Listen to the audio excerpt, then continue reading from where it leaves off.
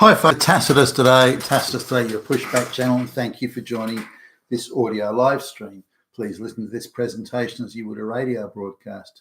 In this essay, I'd like to talk about the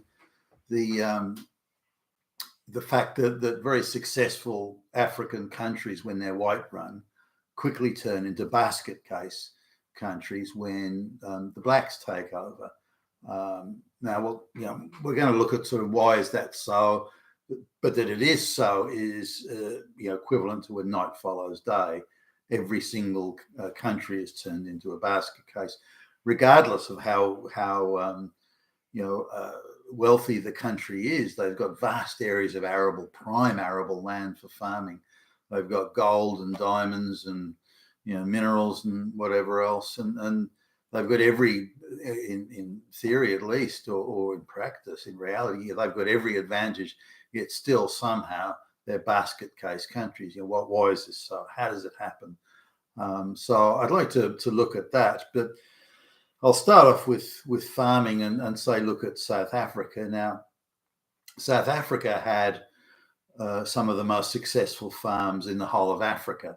Whether you're looking at growing of fruit and certain vegetables and so on. They had hugely successful farms, and there were millions of hectares under agricultural usage, and were doing very, very well. And South Africa had a very successful, for example, citrus fruit industry and so on. So now when the black government came into took office, that was forced on South Africa by the globalist cabal. The first thing they did was they looked at these prime assets, the most successful farms in South Africa, and they said, well, look at those successful farms. Blacks should own that. That land was stolen from us. This was the catch cry. The land actually was not stolen from them, but that land was stolen from us. Look at, the incredibly successful, profitable farm. Look at that fancy farmhouse and, those fancy buildings and those fancy, bits of equipment and motor vehicles and so on. We want that. We want that success. So all right then. And so they went to the white owners that maybe had spent generations building up that farm, and so, well, we want that. Now, depending on whose numbers you look at, these white farms were paid somewhere between 10 and 25% of his actual market value. They were paid this money, and the farm was effectively stolen from them or expropriated, call it what you like, and it was handed or gifted to black owners. Now, it's sad to see that of the primest of the prime agricultural land in, for example, South Africa, something like 93% of it that was once generating, cash crops, 90 to 92% of it is now lying fallow or unused. It's just desolate land that's not growing anything. And the trees that were on there, like the fruit trees or the olive trees, whatever was there, is gone. And so you're just looking across this empty space. The farmhouses and the buildings have gone to rack and ruin. Anything in it that could be stripped has been stripped. So they're just derelict buildings now. And that's it. So that this prime farmland is now useless land. So you'd think this would be something that the government would address as a problem, but once they've extracted and taken whatever they can out of it quickly and easily, and without having to go to any work, they just shrug their shoulders and move on to the next thing, which was the same attitude that the first whites coming to Africa noticed, that the local, sub-Saharan African tribes, they just wouldn't invest in the future. They couldn't sort of calculate about it, other than some like the Maasai herds of cattle, but typically they wouldn't organize around the future. It was, what can you get today? What can you take right now? And anything beyond that was that was tomorrow. I mean, that was too far away to think about. So, and this is the pattern that goes on. So farm after farm, again, the most successful farms is what they went after first. Now, the ideological argument was, well, that land was ours and the whites stole it, so therefore, we're entitled to it. It's ours. We own it. That's a little bit different from what's on the land of value added and the land itself. Now, what the black people wanted wasn't the land; they wanted where the value had been added to it. They wanted all the buildings and all the cash that was coming. They wanted that, not just the land. So they wanted what the whites had built. Now, it's interesting sort of looking at the black rationale in South Africa or in Zimbabwe, Rhodesia, it was, or anywhere you go in Africa, it's the same. There's no appreciation or understanding of the organization, the work, the structure, the infrastructure, the planning that goes into making a successful farm. This is all just sort of something that exists in the ether. It's not something they appear to grasp or want to grasp. So to them, they see a successful farm. I want that, and the idea that you have to work to get it, and you have to maintain it, you have to plan, organize, and all that sort of thing. No, don't care. Not interested in that. I want that glittering piece of I want that shiny bauble. And I want it now. So every farm that they took over in South Africa was run into the ground, typically within a few years.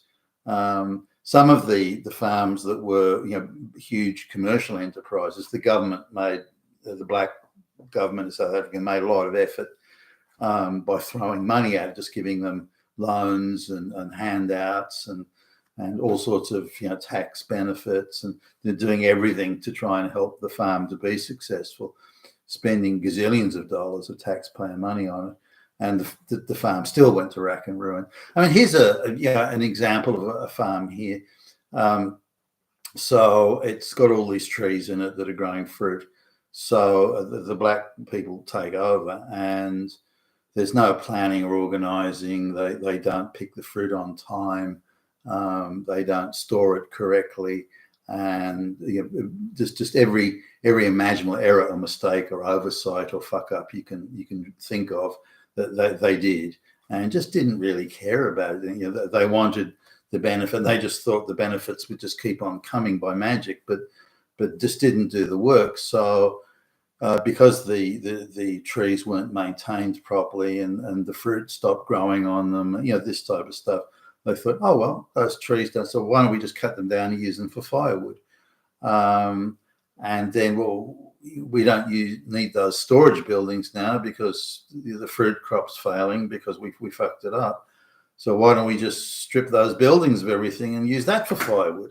Or why don't we, my cousin down the road wants some bricks and so on for something, so they can just come and take that. So in the end, the entire farm just disappeared. It was gone. The trees, the irrigation ditches and channels that have to be maintained were grew over with weeds, so the water stopped.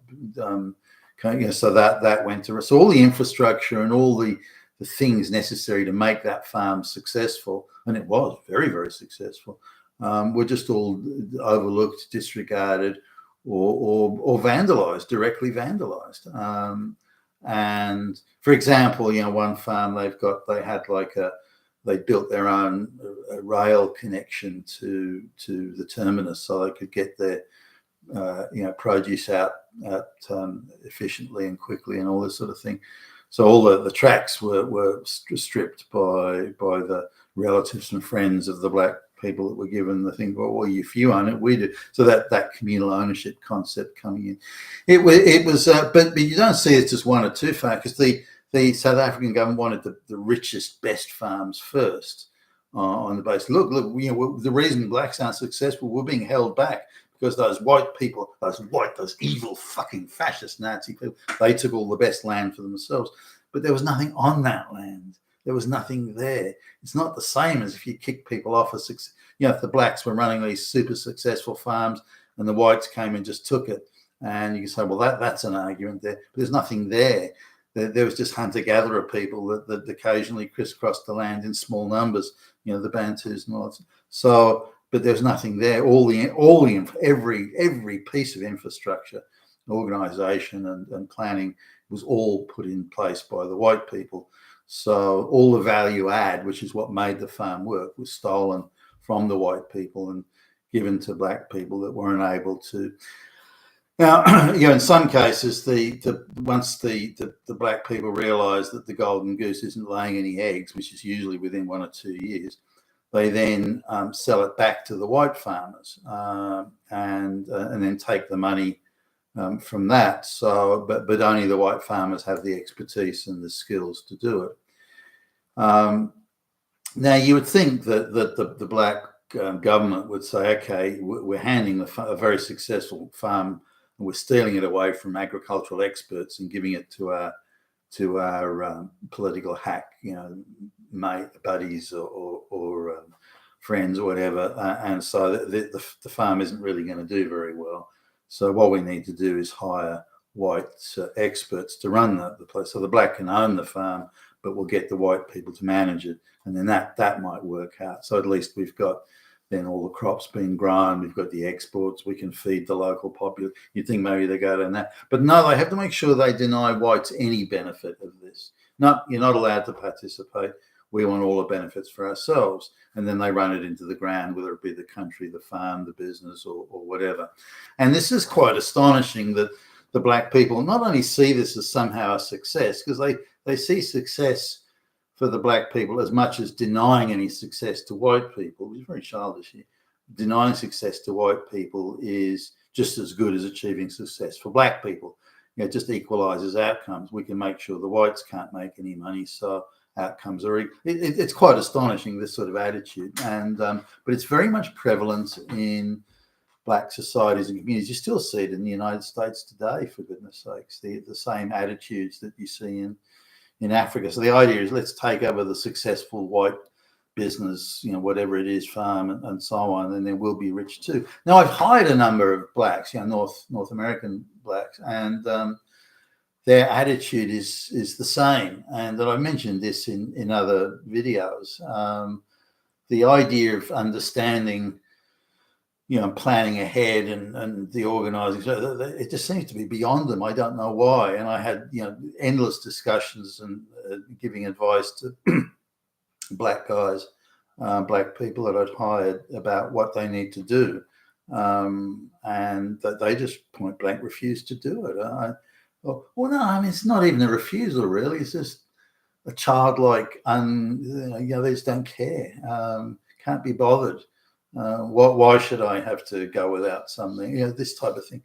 So they see plenty around them. Lots of white people driving nice cars with hot blonde chicks and so. Well, I want that. That's what I want. But why can't I just take it? Why not? And you say, look, it's like you're talking to not just a child, but an unintelligent child who's unable to restrain their impulses. So, one black guy I hired, and I was hustled into it by the board of directors, by the way. But one black guy who had 2 degrees, and you look and say, okay, well, this is a high achieving black guy. This guy should do all right. But the reality actually is quite different. Their junior high school graduation was affirmative action gifted. Their senior high school was affirmative action gifted. The guy's got not 1, but 2 degrees, also affirmative action gifted. Everything's been handed. They've never had to work for anything or achieve or produce or create or build anything. So the guy's got all these bits of paper that are meaningless. And he's still a floor sweeper at the end of the day. So anyway, I hired him and he and his wife would go out for dinner every night, and so they because they were going, and they weren't just eating at the local corner takeout shop. He wanted a nice restaurant in a a la carte, and so he would run out of money, and So he came to me I'm thinking back to the first day. He came, he said, look, Billy Bob, I need a pay rise. Why? Because he hasn't been there very long, and you wouldn't call him a highly productive employee, far from it. So he comes and he said, oh no, why? He said, I'm just spending my money too quickly, and I haven't got enough money at the end of the month to pay the rent, so I need a pay rise. Well, so as long as someone else is paying the bills and making the money, they can kind of get by. But when they have to produce something to make the money, then it's a different sort of thing. So I was trying to explain to him about not spending money, not spending more money than he had, and he struggled with the arithmetic of this. So I said, well, how much are you spending? He said, he's spending $100. This was back in the day, $100 a day on eating out. So I said, all right, then, well, that's $3,000 a month. And he seemed genuinely shocked. He said, what, $3,000 a month? It can't be. How can $100 a day be $300 a month? So obviously he flunked junior high school, mathematics. So I was okay. Well, 30 times 100. So I did the arithmetic for him, and he looked and he was shocked. But how can it be that much? How can it be? How can $100 a day be that much? Which just shows their inability to sort of think ahead. Demonstrating it in real time. So I said, well, why don't you eat out less? That would help. Oh, I don't know. We've got a pretty small apartment, and we don't like to sit in there, so we like to get out. So all right, then we're fine. Okay. What about eating at less expensive places, maybe getting takeout food or something like that? Oh, no, this is his wife. No, she likes nice restaurants. And so, she likes to be seen at these places. And okay, well, fine. Now, if that's the case, you need to make more money. Now, hitting me up for a pay rise isn't going to cut it. What are you going to do to make more money? Are you going to work harder? Are you going to work longer? Are you going to work more efficiently? And he looked again, perplexed. No, you just need to give me more money. That's all. That's the solution to the problem. So he wasn't prepared to, excuse me, he wasn't prepared to do, make any changes in his behavior. He was entitled to that profligate, careless behavior, and the problem was someone else's to solve. Now, this is the same attitude that's displayed when black farm owners that have been gifted the farm, seized from white people, a successful farm. They seem to have that, well, not seem, they do have that same attitude of that it's somehow someone else's problem to fix. Why do I have to, facing these challenges makes me feel bad. I don't want to feel bad. Spending the money and, having a good time makes me feel good. Why should I not feel good? And this was the black guy would say this to me. We're going out and spending money makes me feel good. Well, why should I not feel good? And so on. So there's a certain mentality that seems to be inescapable, but this inability to plan, organize, and so on appears to be a universal sub-Saharan African issue, whether it's in blacks that 400 years ago came from the United States or people today. And it's an inevitable consequence that once you hand over a profitable, productive asset to black people, 99% of the cases, it's going to be run into the ground and stripped bare, which these things are. So you look at photographs of a farm 10 years ago with all these productive fruit trees in South Africa, then you look at that same farm today and every tree has been cut down and used for firewood. Now, this is not an unusual thing for sort of Stone Age people that have suddenly come into contact with advanced Western civilization, whether it's in Australia or Africa or wherever. Remember, the Africans didn't even have the wheel, for goodness sake. So, and the same in Australia. So now there's a lot of activists say, well, look, the reason the Aboriginal Indigenous people of Australia are held back is because they don't get the same opportunities as white people. Well, I mean, that's simply not true. But let's say for the moment it is. So there was these big moves to give them free houses and fully equipped with ovens and all the bits and pieces. Give free houses and give them government jobs of some sort, park rangers, things like that. and give them nice cars to drive. And so, vast sums of money were spent on this. And so I knew one of the, and she's a very leftist activist chick. I knew one of the organisers, if you can call them that, for one of these areas where the indigenous people were given free out, stuff that I no one's going to give me all that stuff. Brand new 4-wheel drives and so on, and then they were offered classes on how to maintain things and how to do this, but none of them turned up. They don't want to go to that sort of shit. And now they can access free firewood down in the town, but why should they bother going to downtown to get the free firewood? Why don't they just tear up the fences around the house and use that for firewood? When they ran out of that, why don't they just pull up the floorboards of the house and use that for firewood? And gee whiz, the house burned down. Oh no, I set up a fire in the middle of the lounge room to cook my dinner. Why would I want to use that oven? And the list goes on and on of things that they did to ruin. So that sort of was given up on. Well, it's not. It's just not worthwhile to keep on building these houses only to have these people burn it down, and we can't stop them from doing it. They're determined to act in ways that are thoroughly and absolutely injurious to their own interests, and yet they'll blame us for the predicament they're in. And you say, wherever you come across this Stone Age people meet First World people, you have pretty much the same thing, and we see it playing out to a large extent in the Third World peasant mass migration to the West, for example, that the globalists are so desperately keen. It's the same thing. The difference in attitude. Why are these countries poor? Why have they been forever so? It's because of these attitudes. But that's that South African or African generally. Again, Rhodesia, Zimbabwe, the same. The amount of super productive, by world standards, super productive farms and businesses and enterprises that have all been run into the ground and to rack and ruin. And the effect that has on turning the whole country into a basket case is obvious, and yet we appear not to be, as an international community, learning our lessons. There's still this maniacal desire to take productive white assets and hand them over to third world peasants, and the outcome is absolutely inevitable. You've been with Tacitus today, your Pushback channel. Thank you for listening.